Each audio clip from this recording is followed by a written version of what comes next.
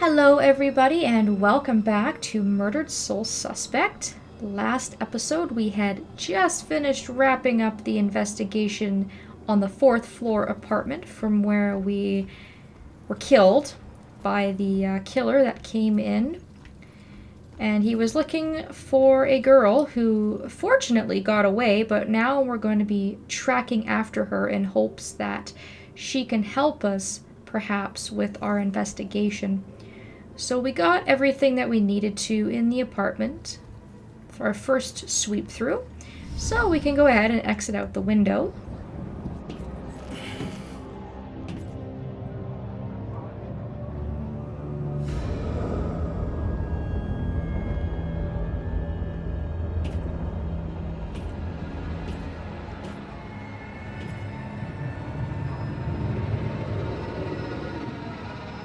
I know it won't kill me, but I still hate heights.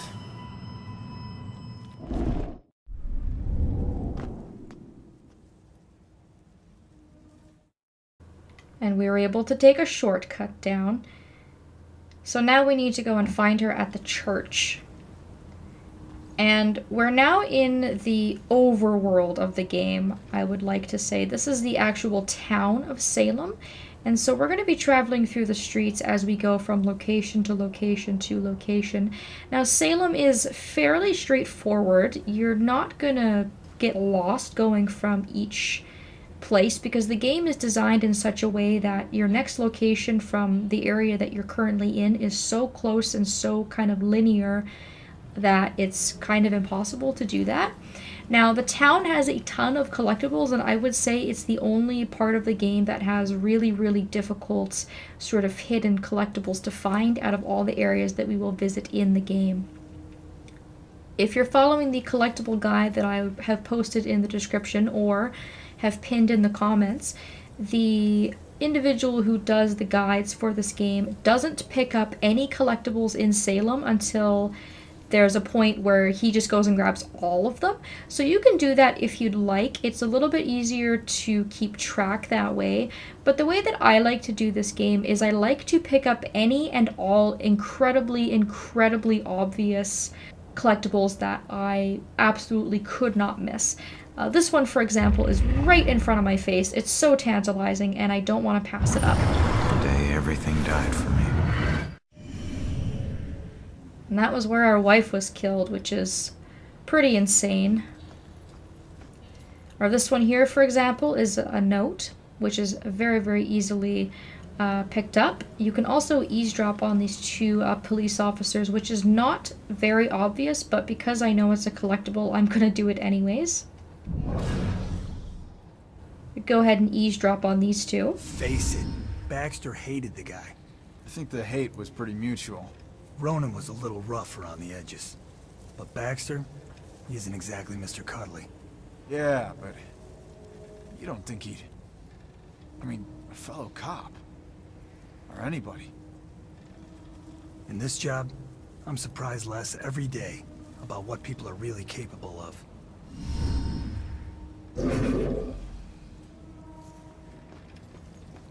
So what I do is I just get everything that's incredibly obvious, and if there's any collectibles that I need to sort of go off the beaten path for, anything that I'm not sure of, or anything that I need an additional power for, then I will go back and get those later.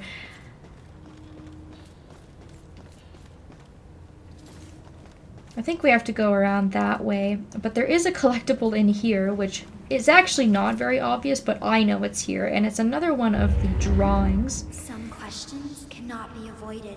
In this little dead-end alley here, and like I said, these are very, very hard to see. I would not have known that was there unless I already knew the collectible was there from previous playthroughs.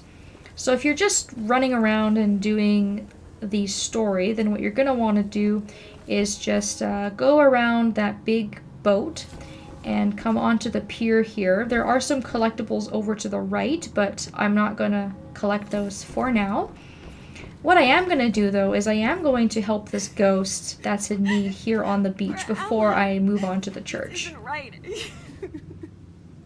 I don't even know how... Listen, I don't know if there's anything I can do, but Looks like you could use some help. I don't know how I got here, or even where here is. I can't remember what happened to me. Why am I like this? I'm sorry to tell you, kid. But if you're here, it means you're dead. I knew it.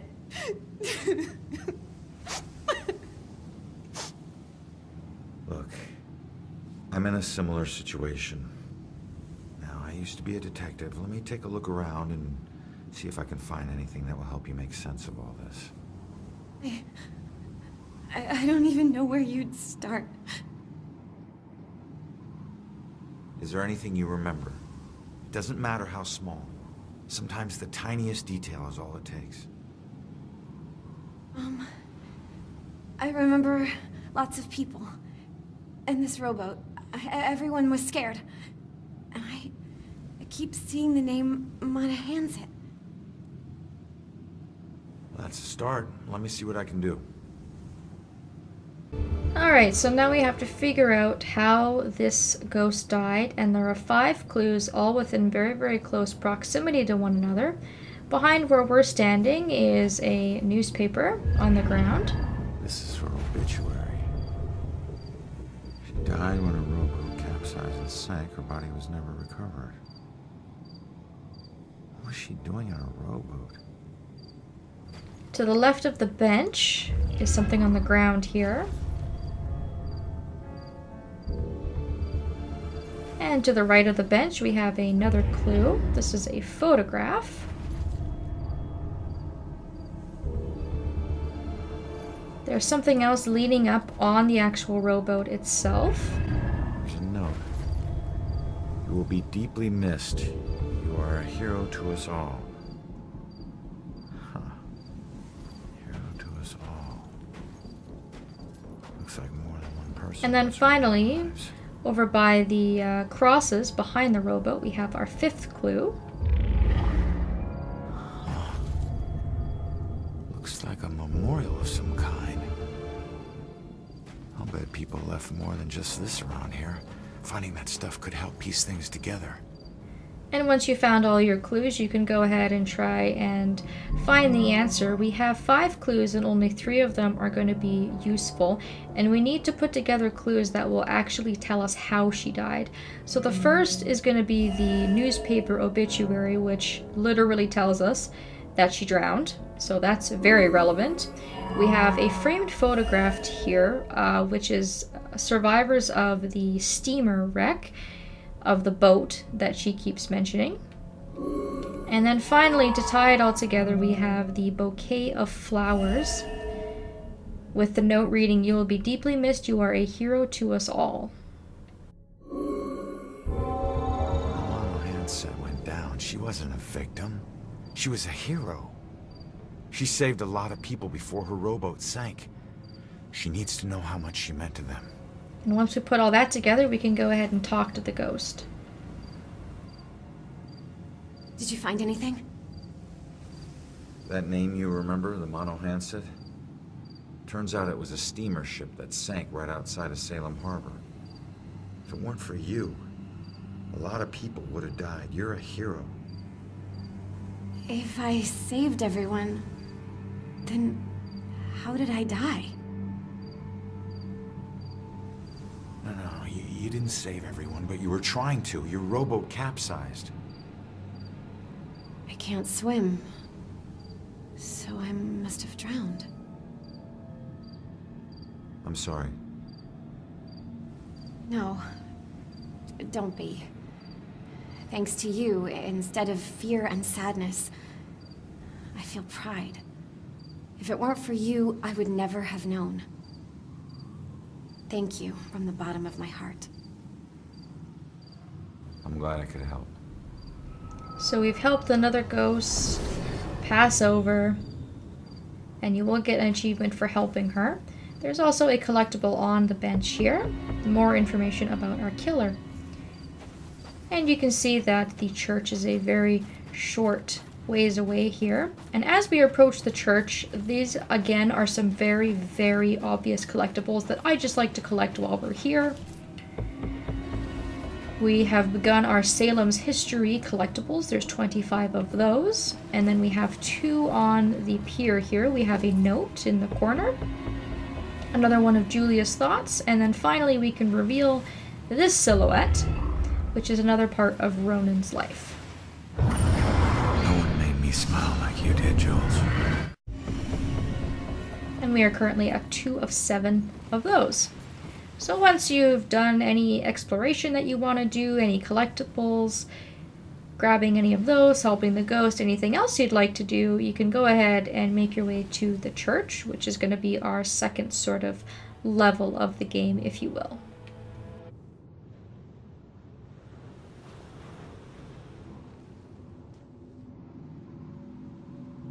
When you're running away, you need a sanctuary.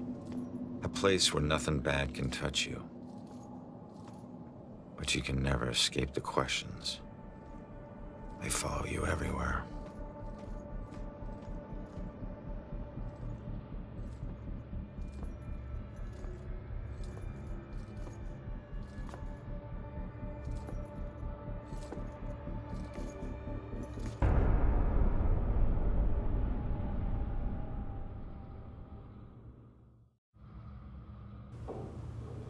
Alright, so now we are at the church. We need to track down that girl.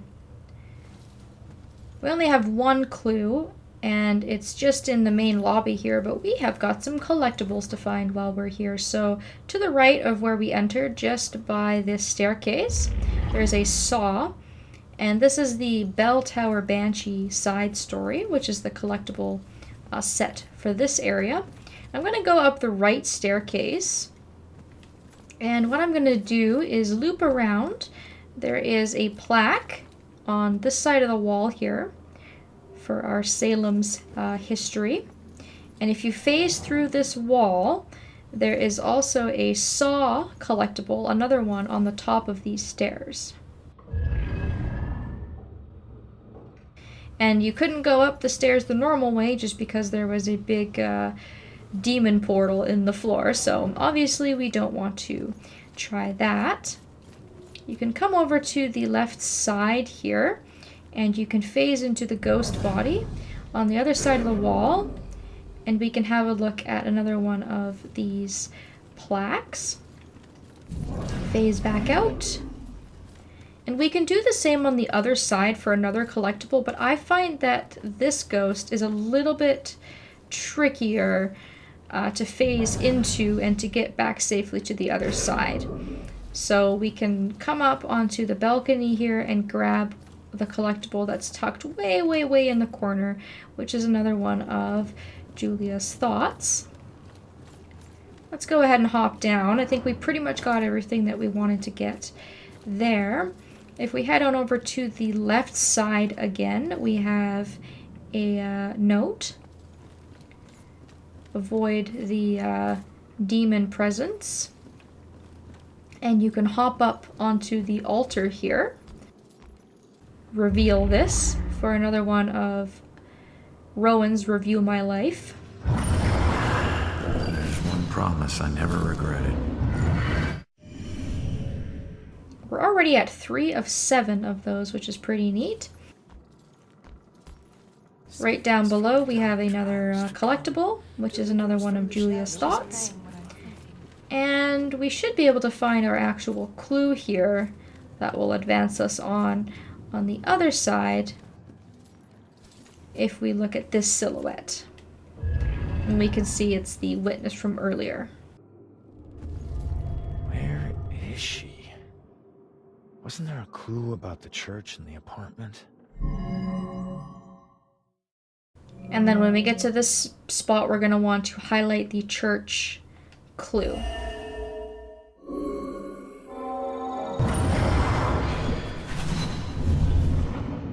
Father, do you have anywhere that I could stay just for a little while? Of course, dear. The church is always your help. I think we have an old attic you can stay in for as long as you like. She's been staying in the attic? I better go check it out. Aha! Alright. So just ahead of where they are standing, we can go ahead and collect another saw.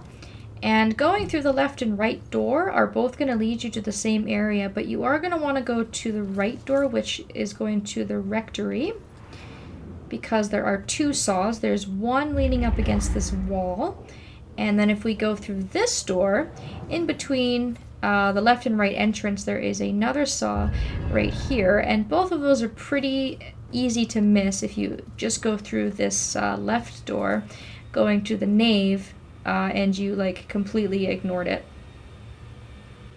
Go ahead and possess the priest when he comes your way, and using his body we can go around the demon portal that's in the floor, and then we can dispossess him on the other side, which is a pretty neat trick.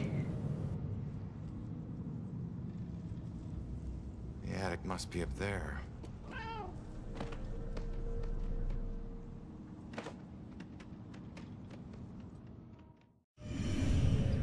And now that we're on this side, we need to be able to find a way into the attic.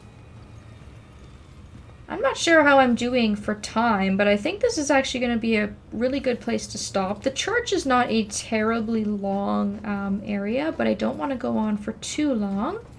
So I think I'll just stop by this nice creepy fountain, and we will continue on in the next video. Thank you all so very much for watching, and I hope that you will be joining me next time.